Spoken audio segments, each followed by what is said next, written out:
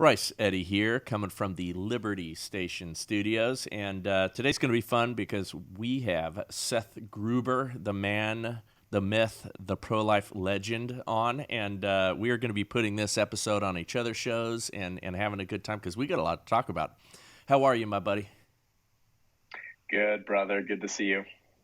Yeah, hey, so things are heating up, and I remember Charlie at the beginning of this year. We were having a conversation, and he said this in a number of places afterwards that things are going to get really, really dark towards the end, and Yep. and you're seeing the desperation of our political enemies, and that's what they are right now. We are in a war. This isn't like politics of the old times.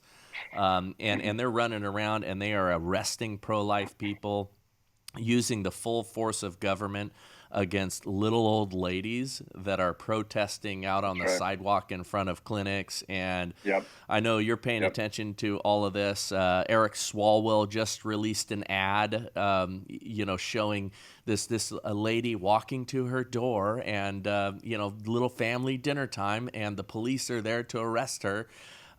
For her private decision, and so they're getting crazy all over the place. What are your thoughts on this? Did you say Eric Swalwell? Yeah, he Yeah, the posted this man who commercial this morning. famously farted on TV, if I recall, and was Uh, sleeping with a Chinese spy. yes, bang bang the fang fang. Yeah, that's right. That's right. Well, no, Bryce, it's always good to hang out with you again. Sorry, we had a moment of my Skype connection there, so we'll pray that clears up okay. But listen, you and I often have too much fun, and I think it's because we recognize the nature of the times that we're living in and the duty of men to rise up in this season and simply say enough is enough. And Jack Hibbs put this beautifully, Bryce, at the Turning Point USA Faith Pastor Summit, right, that Charlie and his team put on, the first one down in Coronado in San Diego in January. And Jack, he told me on an Instagram Live, Bryce, Jack said that this line just hit him. It just came out of him. He said he's convinced that it was from the Holy Spirit. He did not plan to say it. But here's what he said. He said, if California pastors and Christians can't speak out against Prop 1, which is going to legalize abortion through point of birth into the California state constitution, because you perceive that as being political, quote unquote. He said, you have surrendered your pulpit. You've walked away from your authority. Your mantle has fallen off. And it's time for all of us to put a line in the sand and say, you will go no further than this line right here. But what we need to understand, and you understand this, Bryce, and this is what I think you were alluding to with Charlie's comment, things happen gradually, then suddenly. And this has been called the long walk through the institutions. It's been called cultural Marxism, whatever you want to call it. These people have been very, very faithful and very, very patient. And that it's an interesting aspect about ideology, isn't it, Bryce? Because ideology blinds you to anything else except that one narrow point at which you are focused. It becomes a drug, and it speaks to, I think, man's desire to live for something greater than himself. Because eternity is written on the heart of man, right, brother? We live Right. in God's world. We can't help but abide by his rules, even if we're denying the source of that liberty, the source of those desires. Eternity is still written on the heart of man. And so this is what G.K. Chesterton described, Bryce, as he said, the modern world is the result of the isolation of the Christian virtues. And so what happens when you isolate the virtues from one another is that they go mad. That's what he said. And so what's an example of this, brother? Tolerance. Oh, my gosh. Tolerance without what? Truth? Honor? becomes a total bonker ideological drug, right? And Yeah. so now, as you brilliantly explained, The left first wanted tolerance. Can you say it again, brother? And what's the Yeah, cycles? yeah, and listen, I don't claim this brilliance as my own. I've maybe altered it a little bit in the way I express it, but I think it was Matt Walsh that originally said this, so I want to give the credit to him because I think it was a very clear just trajectory. Yeah, they asked for tolerance. We're nice people. We said okay, fine, do your thing. We're gonna be nice to you, and we're gonna do our thing. And then once they had our tolerance, then they wanted us to give them the acceptance, and that acceptance came in the form of, oh no, you're right, we can't say that what you're doing is wrong anymore. They want us to say that what they're doing is right, by our values and principles. And then they want us to celebrate it, and that celebration, hey, we have a whole month, and now it's all year round. They're asking for us to celebrate it. I mean, Yeah. some of our local political opposition here, in the month of October, they were handing out both pride flags and American flags together, and candy for the kids. I mean, and that's their thing. And this particular individual is saying, oh, not only did I organize, or participate in drag story hour, but I organized and celebrated it. So these are who these people are, right? So you have to celebrate it with Wow. them, or else you're going to be on the outs. And then the final step to this is participation. And that's the Yep. madness we're in right now. We're supposed to say things like gender affirming care, and that's good for kids. We're supposed to say that men can get pregnant, and I don't know if you saw it, but they are starting to put the laws here that they have in Canada where you can actually be arrested if you're not affirming your child's gender, and that looks like child protective services coming to your home and violating your house, your sacred place, to tell you that what you're doing for your kids is wrong because you're not telling your little girl that she is indeed a boy. Yep. Yep. That's right. Yep. Yep. Participation. And so look look how crazy the virtue of tolerance gets when you detach it from the Christian worldview, and when you detach it from the various virtues that require one another, Bryce. These virtues require one another for any single one of them to make sense at all, or to be virtuous in and of themselves. And Yeah. so Chesterton would brilliantly explain that the modern world is the result of the Christian virtues gone mad because they've been isolated from one another. And so the tolerance has now moved all the way to participation. But that did not happen quickly. That happened for a long time. It's very important for people to understand this, Bryce, and I know you do, brother. But people say, wow, how did this happen? Like the drag queen story hour stuff. Boy, that happened quick. I mean, it wasn't there and then it was. No, it did not happen quick. It happened very slowly, to the point that that became acceptable. And you had institutions and people behind the desks of those institutions that were going to promulgate it, protect it, and castigate those who would stand against it. And so I think that's an important point for people to understand. So there's a whole history behind institutions. By the way, that long walk through the institutions is completely intertwined with the history of eugenics, Bryce. They are Yep. completely intertwined. They are married together, okay? The American Eugenics Society and the founders of eugenics, like the Rockefellers, the Fords, and the Carnegies, those were the George Soroses, the Bill Gates, the Packard Foundation, David and Lucille Packard Foundation, right? HP, Hewlett Packard, Yep. and the Mark Zuckerbergs of the 1930s and 40s. Okay. So, Bryce, I mean, those are just the modern examples. Those are the modern figures today of the funders of eugenics, right? The creed that says some people are good and some people are bad. We need more of the good people and less of the bad people. And because there's overpopulation, Bryce, and there's too many people, we have to do something about that. And of Yeah. course, those people, whether it's the Packards or the Bill Gates or the Mark Zuckerbergs, they're still obsessed with this idea of overpopulation, which the billionaires from the 20s and 30s were as well. And the eugenics movement was completely intertwined with the quote unquote long walk through the institutions, the American Law Institute, and the Model Penal Code, which was specifically designed to overturn over 70 laws on the books that reflected a Judeo-Christian worldview and philosophy that man is created in the image of God. He has intrinsic dignity. The family is the smallest political unit. The family is very important for the building block of society. Without the family, everything else disintegrates as well. So we Yeah. need laws that protect children in the family. The American Law Institute and their model penal code was designed explicitly to overturn over 70 laws on the books that protected children and families. These are just some highlights I'm giving you of the long walk through the institutions. It deserves a 2-hour treatment that I'm probably not as entitled as others to actually give, have Bill Federer on. But you understand this. So for people that, for our brothers and sisters to understand this, Bryce, this has been happening for a long, long time, such that now we are in the position that we're in where parents going to school board meetings are labeled domestic terrorists by Merrick Garland, where pro-lifers are arrested not for blocking entrance to a abortion center, but for either peacefully standing outside or sometimes entering the abortion facility with a red rose and giving it to a woman and saying, "We're here to help you." They're not like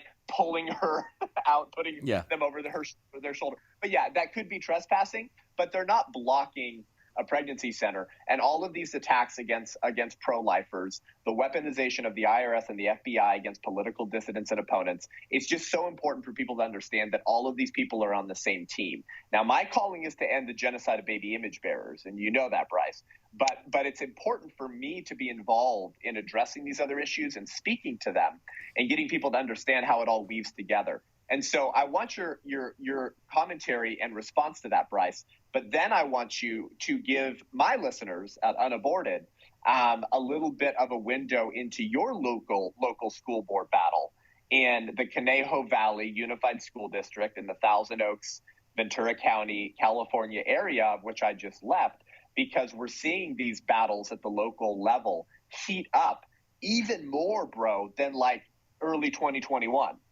Right, mid 2021. Yeah. They're hotter now than they've ever been. And so I want my listeners and the church, Bryce, to see what's happening, to get a swing for swing account at what's happening at local levels with warriors like yourself.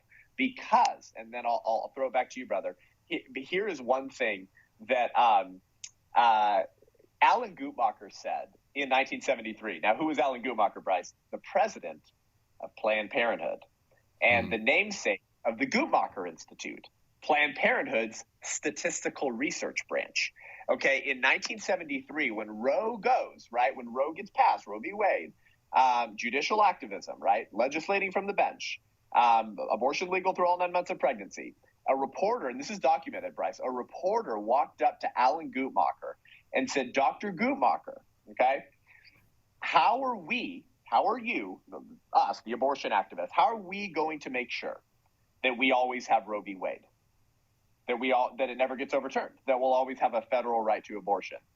Bro, the president of Planned Parenthood responded with 2 words: sex ed. Yeah, that makes that makes perfect sense for what we're dealing with right now. And by the way, I love it, and I think you should be speaking more on how all of this is connected, because it is connected. And I believe that this transgender movement is very much an iteration of destroying children, just like the abortion issue is. Because if they can't get them in the womb, they're going to destroy their own ability to recreate. That's and right. Yep. And we're seeing that now, and we're seeing a tremendous push for this. So much so that, I mean, there's people, I mean, I'm convinced a lot of this is animated by a Munchausen syndrome by proxy, with a lot of these activist parents that are transing their own children for their own, political credibility and their own celebrity Disgusting. here in local political spheres. It's mind-boggling that they're fighting so hard for this. They are. You will never see people more animated towards a cause than this one right now, and literally they are fighting tooth and nail in the political sphere so that they can sterilize kids. Now they're lying to us, right? What's amazing is, we're catching these people, on their own videos, right? All over, the hospital systems, they've got their own, transgender, gender affirming care departments, and in their own videos, Sick. they're talking about, yeah, here's what we're going to do, and we'll go, and kids as young as 3 and 4, and maybe even going right to the womb, which I find interesting. They question their gender even then, and they manifest gender alternate realities even at that age. And so they're saying all of this stuff, and then they talk about cutting the breasts off of 15-year-old girls. And then right around when this gets exposed publicly, and meaning that those videos and those websites are just grabbed and just put on display by a Libs of TikTok or a Matt Walsh or other culture warriors out there, they look you dead in the eyes and they say, oh no, that's not happening. They take down their videos, they doctor their websites, and then they look at you again and go, oh no, that's disinformation and misinformation. Or they'll say, oh, it's incredibly rare. But what always happens is they start doing that, and then they eventually say, yeah, but it's good and it's important and we should be doing this. So they start with denying that it's actually happening, and then they start to justify why it's so important to do this stuff. Yeah. What they're also not talking about in this transgender movement, of course, they'll never admit that it's a social contagion. I mean, remember, girls were cutting themselves for years. There's all kinds of issues. They're picking on the kids that are most vulnerable, the oddballs, the autistic kids, the kids that don't quite fit in. They're emotionally blackmailing the parents in many cases to go along with this. Do you want a living son or a dead daughter? So they'll say things like that. They're pushing this, and what they're not talking about is this is an end of their sexual function. These poor kids, who have don't have a concept or emotional maturity to understand the beauty of what healthy sexual expression is. They've not experienced it. They don't know all of that. They're telling them when they are 8, 9, 10, 11, 12 years old, they're counseling them down the path to ensure that they go towards the path of gender reassignment. They will never be able to have children, and they will never have a real fulfilling sex life. They will not be able to experience any of that, and it's disgusting. But that's what's happening right now, and it is tied to all of these crazy folks that want to see our population in decline. Yep, that's right. Yep, yes. I'm so glad you concluded your comment with that, because that's exactly right. Now, some of the lower level lackeys, they may not be possessed of this ideological obsession with decreasing the useful population. Idiots. That's right, the useful idiots. To quote, was it Lenin? But the high priests of progressivism have always been obsessed with this idea, and they are again today. You had Bernie Sanders, Bryce, in a climate catastrophe town hall. That's what it was called, climate catastrophe town hall, a couple of years ago. Actually, I think it was leading up to the 2020 election. Yeah, it was just before the election, and the most reliable election in American history, of course. Yes. And he said, so listen, this is not a town hall, Bryce, on abortion. It's on the climate. And of course, Bernie Sanders, that degenerate communist, who I just saw, by the way, in Reagan, going with my wife to Reagan and then Reagan to Maine to preach for Ken Graves at Calvary Chapel Bangor. And we walk out at Reagan, bro, and literally the second we walk out, there he goes with his old communist aide walking behind him. Anyways, funny. He said at this town hall, he said, I'm paraphrasing, but correctly so. I'm not embellishing or creating a straw man of what he said. He said one of the solutions, of course, to overpopulation and climate control is we have to fund abortions in poor countries. You see, Bryce, the poor, according to Margaret Sanger, they prevent us from creating human thoroughbreds. And they keep breeding, and their breeding is really dangerous to the future. And so it's the poorer countries, and often, in Bernie Sanders' opinion, the blacker countries, that we have to fund abortions in. Oh, and by the way, Bryce, sex ed.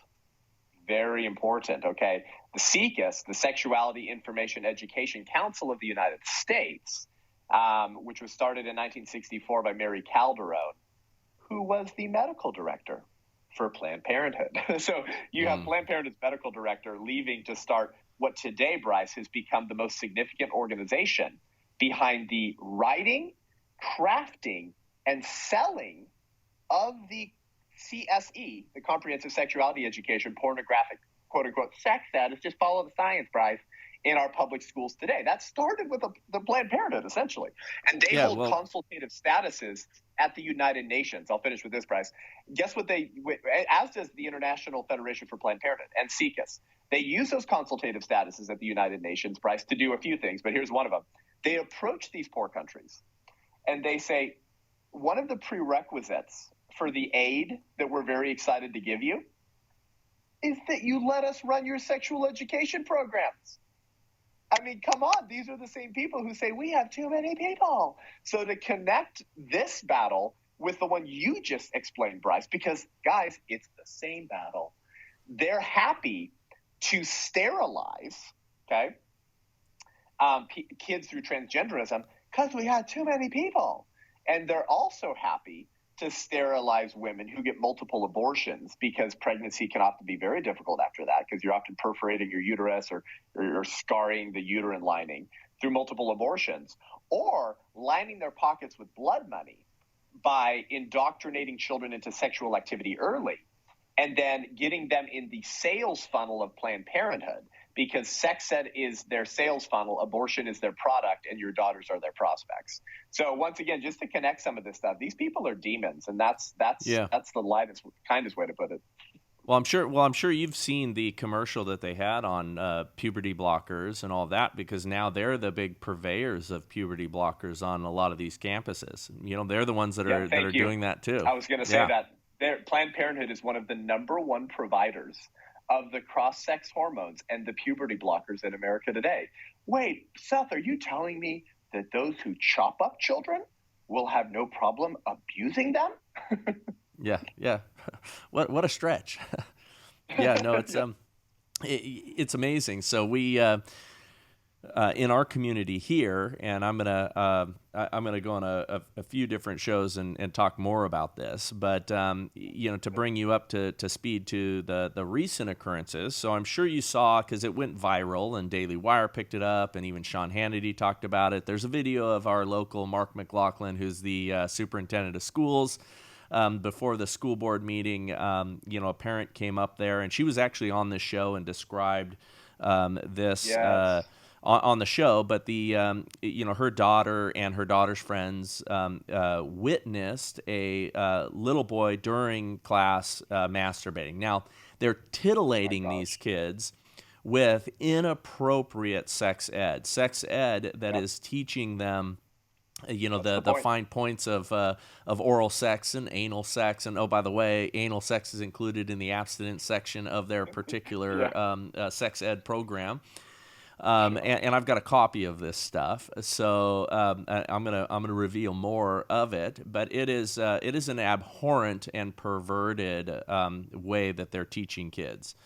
And so no wonder, that these kids are acting out in that way. And my heart goes out to, these kids, even the perpetrator in this, because, in one sense, they're pawns in the progressive project. They are, and they're young children that are, being bombarded with sexual imagery that they are not ready for, and their minds are not ready for. And, on top of that, the scourge of pornography that is just one or two clicks away on their phones, and the lack of parental, oversight on these kids and screens and things like that. And my heart goes out to these parents, because it's tough with all that they're being hammered after with. So, this parent, again, who's told this story, many, many months ago now at this point. So this isn't a new story, but she tells it at the school board meeting. And Mark McLaughlin says, basically it's perfectly normal kind of a thing. We have a few of these a year. He dismisses it, and he dismisses it as something that should not be a concern. Is the and again, most people have seen this because it's been out there, but it shouldn't be a concern. Well, he went from that, and of course that went viral, and that was bad for him. He's likened himself to a Navy SEAL that he takes the fire for the board. So he pretends he's a Oh tough my guy and gosh. he's got thick skin. But I imagine he's having trouble sleeping at night when this is getting blasted all over because it's ridiculous comments that he's making here. And they should be addressing these parents' concerns, and they should be bowing to the pressure of the parents because the parents Yep. are the people in charge. And the school board always drips with contempt towards the parents Yeah, because they they do. believe Yeah. they own the kids. So anyway, so they went from saying that, oh yeah, hey, it's no big deal, to, oh, now the implication is that this parent is lying and these kids did not see that and it did not happen. That's their next iteration. It's straight out of Saul Alinsky's stuff. You Yeah, know, yeah, yeah. this is what That's they right. do. But no, Yep. they should be condemned, and of course, they had a death threat against them, and it was deemed to be a credible threat. I don't know the details of the threat, but some knucklehead that should be condemned himself, Of had course. called and made threats against this guy. Now what they're going to do is they want to bubble that up because, of course, we're stochastic terrorists as parents for saying and suggesting that they should not be doing this stuff to our Yeah. kids. And Yep. oh look, the terrorists, they're real because you get Yeah. a Yeah. phone Yeah. call from a whack job, and this guy is a whack Yeah. job, Yeah. Yeah. and no, and nobody on our side endorses that kind of behavior. No That's right. one That's right. endorses Yep. violence. We can win this politically, and we are winning politically, which is why they're making these more increasingly desperate, foolish attempts. Yep. Yep. Yeah. Isn't that hilarious? I mean, yes, George Orwell would write in 1984. Bryce, he would say, "The party told you to reject the evidence of your eyes and ears." it, it was their final, most essential command.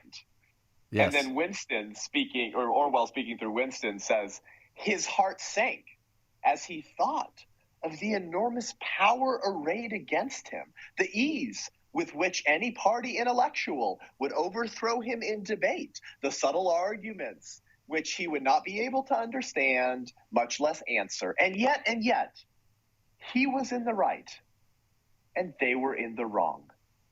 He was right." And, my heart goes out, Bryce, to a lot of these mama bears and papa bears who are just simple thinking, straightforward men and women who see evil before them. And they go, "No, I'm going to make sure that you don't go any further." And they Yeah. may not be these credentialed PhD university professors. And listen, neither am I. I'm not speaking condescendingly about people who are not highly educated. Believe me, I'm not. I do not think I'm any better. Oh But no! my In fact, point is this: the highly educated is how you lose your common sense. I think they tend to be wipe the that from dumber. your That's right. they wipe that from your deck. That's right. That's right. But you do see these clips, with the highly intellectual, broad mastery of the English language, leftist intellectuals who, whether it's the Young Turks or some leftist organization, like to put these little clips up where it just looks like this leftist intellectual is owning this Republican rube. He probably lives in the Midwest. He's probably a trash truck Yeah. driver. Hillary Clinton called the deplorables and makes these people look so disgusting and stupid. And you know what? They may not have a Charlie Kirk level spicy takedown to your intellectual linguistic garbage, but you know what? They're right. They're still right, and you're still wrong. And so this Orwellian Saul Alinsky level warning or playbook is now like rearing its head in real time, and it's fascinating to watch. But I wanted to share this with you, Bryce, because I'm so proud of what you're doing and the people that you and Liberty Station and Godspeak, my Forever Hope Church, are mobilizing in this moment. And so just to kind of to circle this whole movement, so we connect all these pieces. Dr. Frederick Robbins, Dr. Frederick Robbins, Bryce, was a noted figure in the overpopulation movement. And he was a Planned Parenthood lackey. And he justified Planned Parenthood's dependence on unsafe birth control products, right? Because early on, now, conversation for another time. I have some guest recommendations I could give you to dive into, like even birth control today and how unsafe a lot of this is for women. Again, conversation for another time. But the point is, early on, Planned Parenthood knew that a lot of the birth control they were pushing through Margaret Sanger's Birth Control League, before it was renamed Planned Parenthood, was unsafe to women, but it was worth it, Bryce, because of the dangers of overpopulation. And so, Right. listen, Dr. Frederick Robbins, Bryce, said this publicly. Here's what he said. The dangers of overpopulation are so great that we may have to use certain techniques of contraception that may entail considerable risk to the individual women, end quote, Bryce. A Planned Parenthood lackey and a notable figure in the overpopulation movement, literally saying, screw it.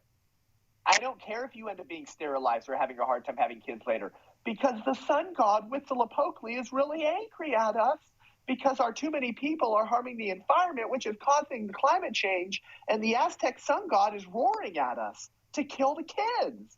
And so, listen, it's the same kooky obsession today with the justification of dangerous sterilizing types of drugs and chemical castrations to the idol of transgenderism, the religion of transgenderism or Gnostic dualism.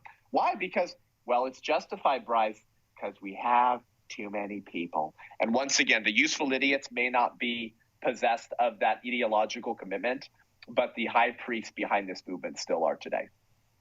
Yeah, and you know what happens with these folks is that they just get told by this constant barrage of their betters, quote unquote, giving them these things, and then they adopt it, and they don't know what they're talking about, and you can see that very quickly if you debate any average person about any of this. And That's by right. debate, I just mean ask them, why do you believe that?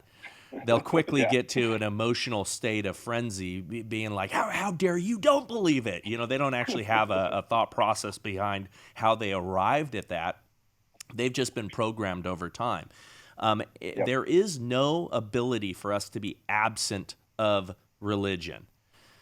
Mm-hmm. What is happening now, we are witnessing, is a religion of self, a religion of narcissism, a religion of all of this sort of stuff that's going on in this column over here.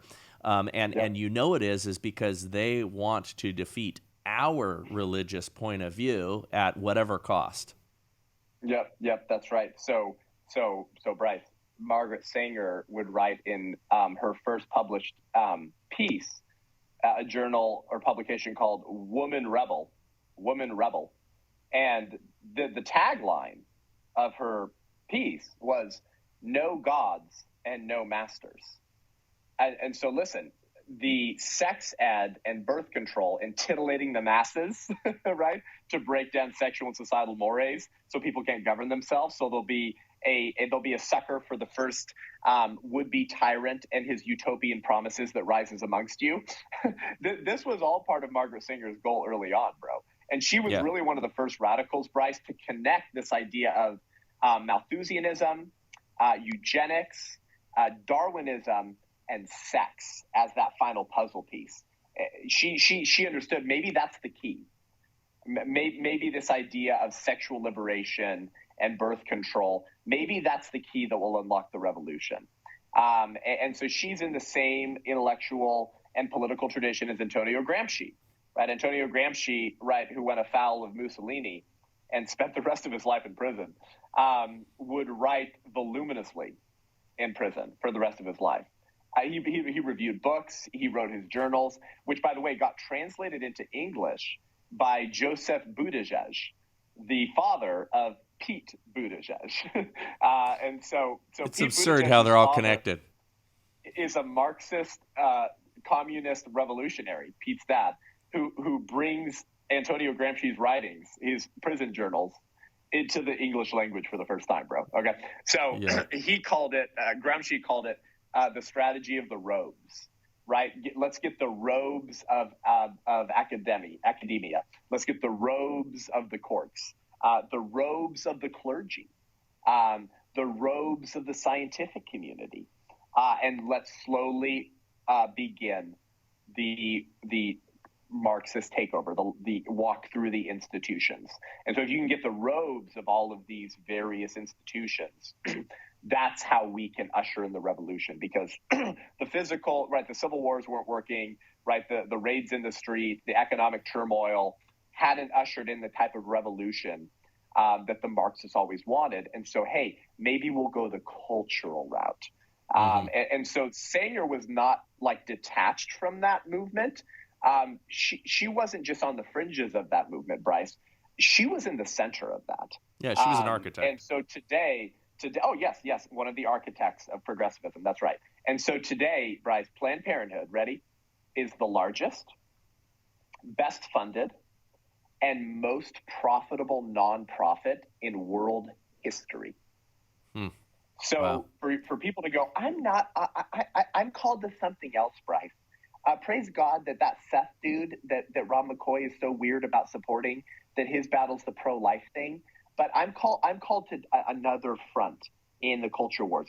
By the way, praise God, if God's put a burden on your heart to contend on a different battlefront, we need you there. But you can't abdicate this one, because not only is it so central to our faith, but it's also so central to the very communist takeover we're trying to prevent.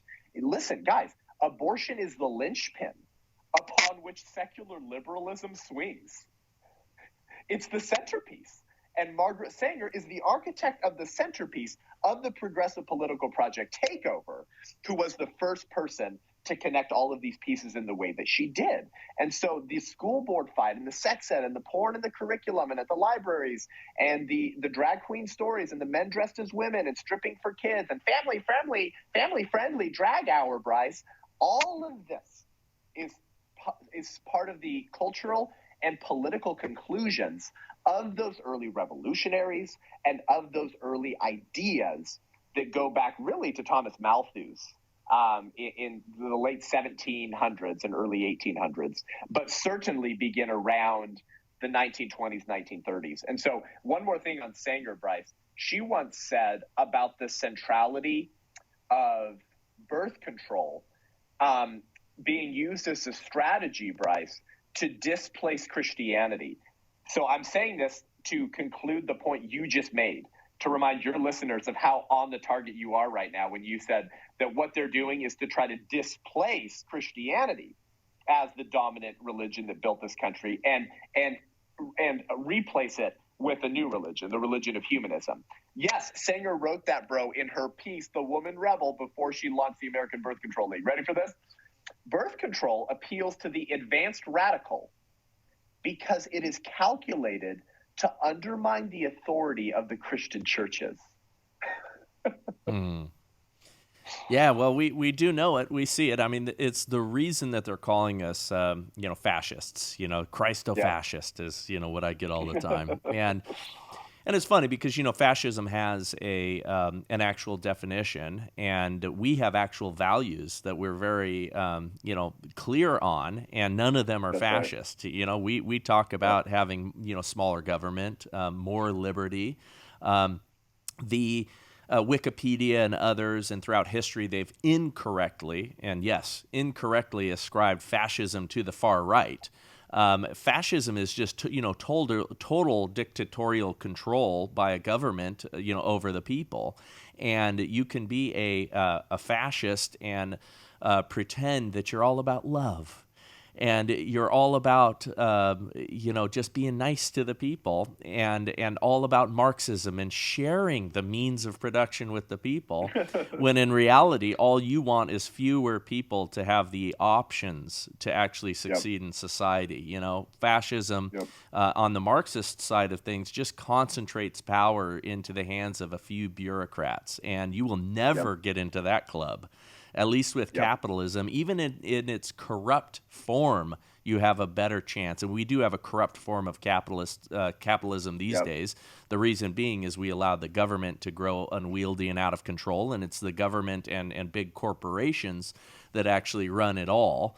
And the politicians are pawns. So we'd love to see that part of the system collapse and enter into a free market. And if you want to be a weirdo, go be a weirdo. If you want to dress in women's clothes, do it. Don't force me to hire you. because that's not according to my values. Don't force Yep. by the government's hand me to acknowledge that as the right thing to do, or but That's you want to right. do it, do it. Yep. Have that freedom. Let's see in the marketplace who wins when it comes to our base values Yep. and principles. But what they want to do is hammer on our values and principles and not allow us to express any of them.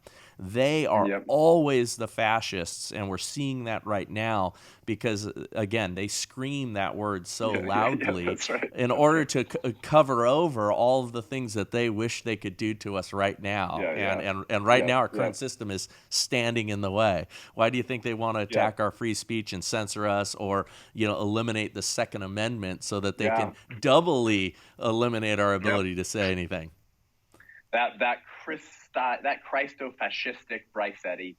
Listen, I mean, Mm-hmm. Bryce, even me with a humble YouTube channel of 15,000 subscribers and a growing Instagram account, bro. Even me, like, it's crazy. TikTok, I was getting between 4,000 on the low end and 250,000 on the high end on TikTok, and I think that one was you finely chiseled young man. But I was still getting the 150, 170,000, 10,000 regularly, 15,000 regularly, okay, for each TikTok.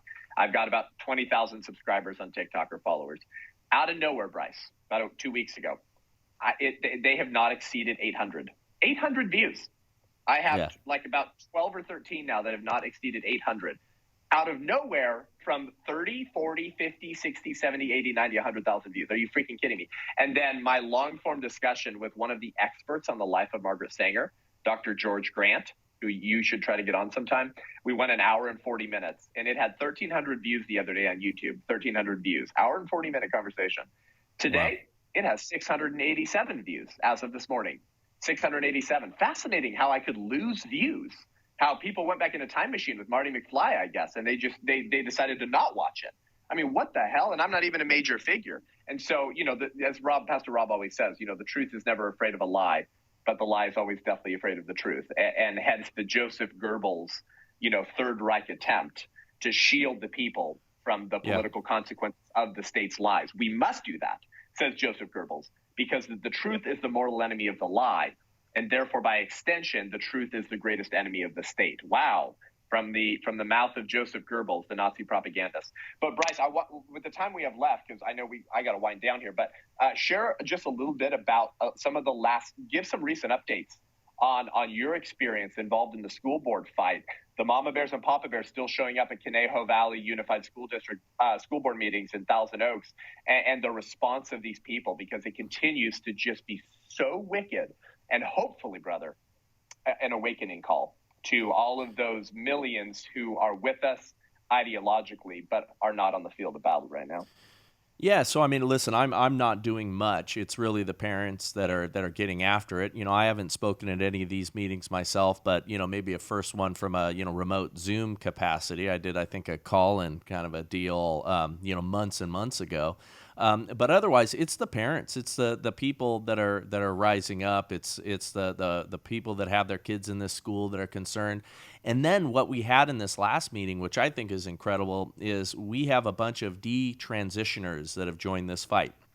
So remember, Yep. they're telling you that this is not happening, right? They're playing that 1984 Orwellian game of telling you that this is not existing, and that after this happens, after you transition these kids, they live happy lives. And there are a bunch of people with the term they love to use is lived experience. Are you denying my lived experience? So we're bringing people in that have a lived experience. And oh, by the way, we're not having to search very far. These are people that are calling us. These are people that are coming together right now, because this is a new thing. Transitioning these kids this way and putting them on the road to puberty blockers and all that stuff is new. And so you have people like Scott Nugent or Chloe Cole. Scott, I had on this Yes. podcast. And if you haven't That's right. seen that, if your audience hasn't seen it, they need to, because it was Yes. an emotional, hard episode to do. I mean, Yes. real and raw, and you see what really happens. And Scott is talking about these folks that just a few years later, because they get celebrated for making this transition.